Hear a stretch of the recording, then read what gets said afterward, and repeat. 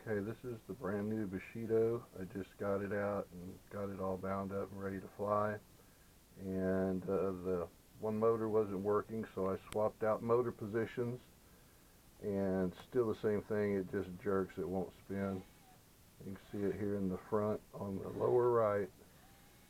It jerks and stops. And so evidently the motor's bad, something in the wiring.